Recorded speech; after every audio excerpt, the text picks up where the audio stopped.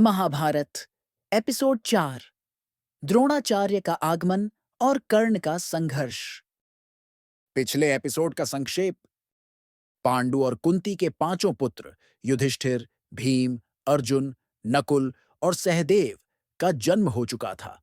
उधर धृतराष्ट्र और गांधारी के 100 पुत्रों, जिनमें प्रमुख दुर्योधन और दुशासन थे, का जन्म हुआ। दोनों पक्षों के राजकुमारों का बचपन साथ ही बीत रहा था और अब वे शिक्षा प्राप्त करने के लिए तैयार हो रहे थे। हस्तिनापुर में पांडवों और कौरवों को युद्ध कला सिखाने के लिए द्रोणाचार्य का आगमन हुआ। द्रोणाचार्य एक महान गुरु और धनुर्विद्या के विशेषज्ञ थे।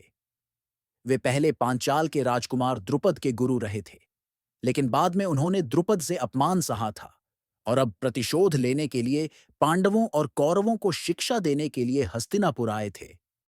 द्रोणाचार्य ने पांडवों और कौरवों को युद्ध के विभिन्न आयामों की शिक्षा दी: धनुर्विद्या, अस्त्र शस्त्र और शासन कला। पांडवों में सबसे श्रेष्ठ शिष्य अर्जुन थे, जो धनुर्विद्या में अत्यंत निपुण हो गए।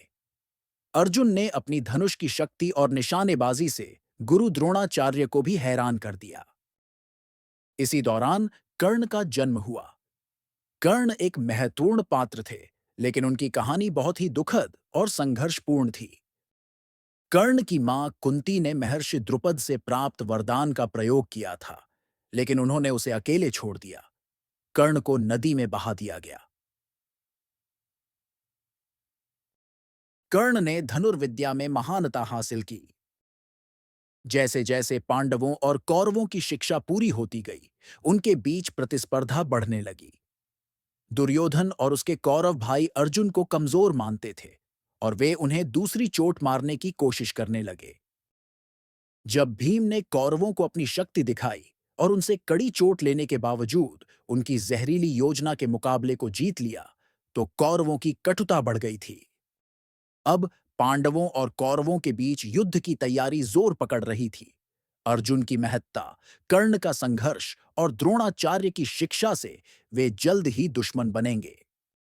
अगले एपिसोड में हम देखेंगे दुर्योधन और कर्ण की दोस्ती, कर्ण का कौरवों के साथ जुड़ना और उनकी सामर्थ्य का उजागर होना, द्रोणाचार्य की योजना और द्रुपद से दुश्मनी,